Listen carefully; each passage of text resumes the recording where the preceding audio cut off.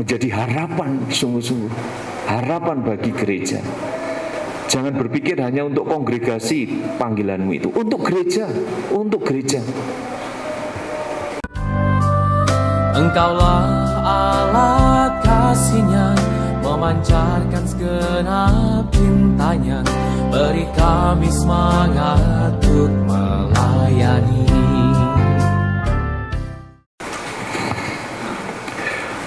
Para romo, bruder, frater, dan ibu-ibu sekalian yang terkasih, salah satu yang saya syukuri dalam pengalaman hidup saya adalah berjumpa dengan pribadi-pribadi yang memberikan inspirasi bagi saya. Salah satunya adalah ketika saya tinggal di Maison Mère, rumah induk CM di Paris itu. Memang banyak yang sudah sepuh dan tidak, yang kebetulan saya juga mencoba berani untuk nekat bisa cukur rambutnya, maka punya sahabat romo-romo yang sepuh.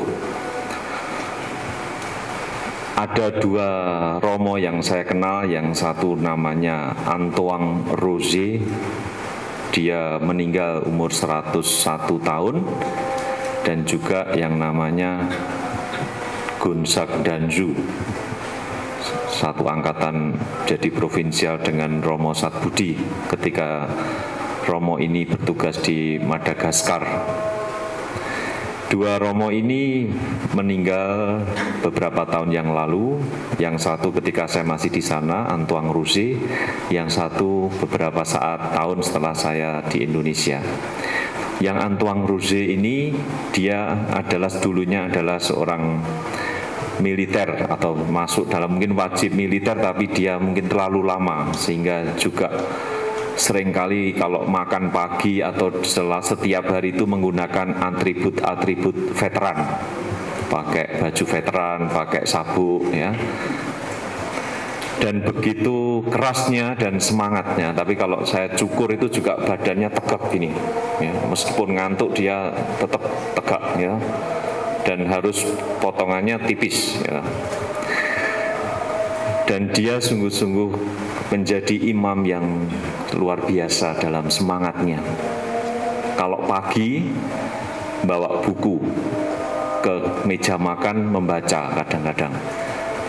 Di dalam kamarnya sungguh-sungguh orang yang suka membaca, karena banyak buku yang juga dia sudah selesaikan, buku-bukunya kuno-kuno. Kemudian yang satunya yaitu Gonzague d'Anjou, ini romo yang lama tugasnya di Madagaskar. Dia menjadi provinsial beberapa periode dan kakinya agak pincang, ya, kesulitan untuk jalan, tapi karena dia tetap semangat untuk melayani umat di Madagaskar. Juga kebiasaannya adalah mendengarkan radio. Dengan mendengarkan radio, kemudian dia menyiapkan homili karena masih diminta untuk memberi misa di Kapel Rue de Bac, di Kapel Maria menampakkan diri kepada Katarina Laboure. Juga saya melihat bagaimana dia penuh semangat dalam menjalankan, menghidupi imamatnya. Saya ingin menggarisbawahi betapa hatinya, semangatnya itu enggak pudar, tidak luntur. Seluruh hidupnya digunakan untuk pengabdian, menjadi imam yang mencintai umatnya. Satu pengalaman yang lain ketika bulan Juni-Juli, saya di Berceau, di tempat kelahirannya Vincentius. Waktu itu ada konfrater, yaitu bruder, saya lupa namanya, meninggal dunia. Dia lama tinggal di Madagaskar. Seorang bruder ini kemudian karena sakit kecelakaan dibawa ke Paris, ke Prancis, dibawa pulang, dirawat di rumah Putri Kasih dan tidak bisa jalan. Ketika ada acara pemakaman, yang hadir itu hanya 3 romo dan 1 Putri Kasih. Padahal dia di Madagaskar dikenal seorang bruder yang penuh cinta, penuh kasih kepada umat di Madagaskar. Tidak satupun yang datang memberi penghormatan, apalagi ngirimi bunga, karangan bunga seperti Romo-Romo kalau meninggal di sini bunganya banyak. Saudara sekalian, sekali lagi karena hatinya yang sungguh penuh cinta dari Romo-Romo tadi membuat saya juga terinspirasi hidup yang demikian.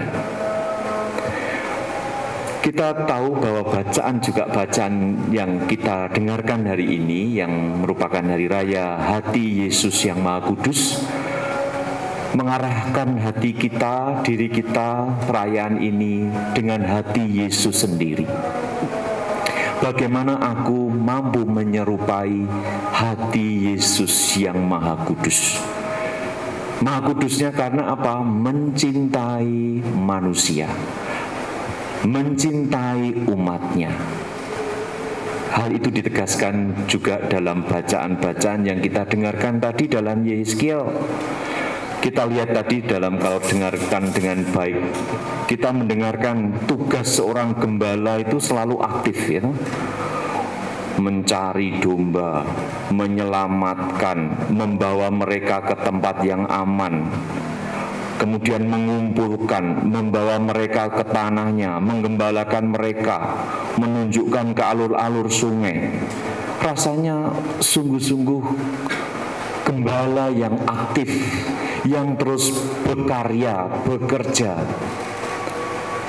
Hati inilah yang sebetulnya yang ingin dibentuk dalam hati kita, hati yang penuh kasih, hati sebagai seorang gembala. Kemudian juga bacaan kedua yang kita dengarkan dari surat Rasul Paulus kepada jemaat di Roma. Kristuslah yang menjadi teladan kita karena hatinya yang penuh kasih pada umat manusia, rela menyerahkan dirinya bagi umat manusia. Saudara sekalian, hari ini kita ingin hendak menyaksikan 9 pemuda. Ya, saya katakan gagah berani, bukan memang gagah berani, kamu sungguh-sungguh berani dari sekian pemuda yang datang. Ya, meskipun kadang formator itu membuat kamu down, itu menjadi saatnya untuk menguji kamu. Ternyata kamu sungguh-sungguh berani untuk ingin mengikutinya. Dari 10 para novis ini, saya pergi 3 ya. Sekarang Romo Bastian masuk tinggal 5 ya. Tinggal 6 ya. Sekarang tinggal 6 ya. 6 itu nilai angka yang bagus ya. Semua angka bagus. Kalian bukan suatu kebetulan hari ini dipilih menjadi hari yang istimewa bagi kalian, hati Yesus yang Maha Kudus, supaya hatimu juga dibentuk. Tentu juga hatinya kita semua, terutama juga hati para frater dan frater-frater yang masih dalam pembinaan. Hati itu bukan mengikuti perasaan, bukan mudah digoyahkan, bukan soal suka dan tidak suka, bukan soal aku lagi mood, ini aku lagi tidak mood.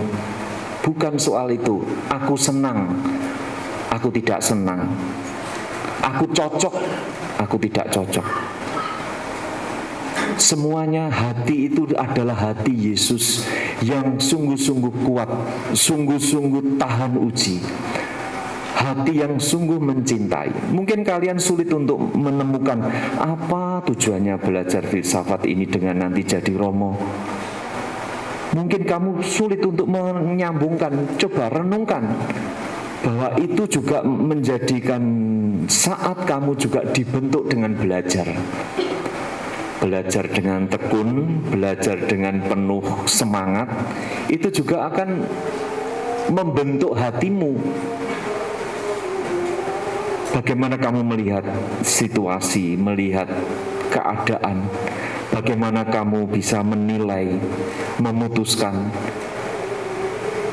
Saudara sekalian, formasio atau pembinaan kita bukan hanya pembinaan pikiran otak kita, bukan hanya pembinaan fisik, pembinaan perasaan, pembinaan hidup bersama, tapi pembinaan hati juga. Hati kita dibina oleh Tuhan, supaya kita juga menyerupai hatinya. Maka dalam bacaan Injil tadi, bagaimana Yesus menyampaikan perumpamaan.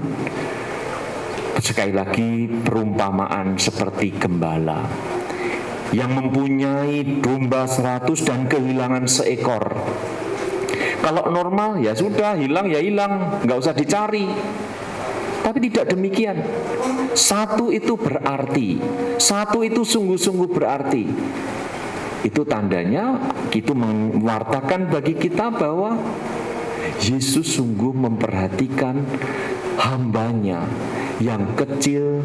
Juga kita diajak untuk jangan pernah menyepelekan hal-hal yang kecil.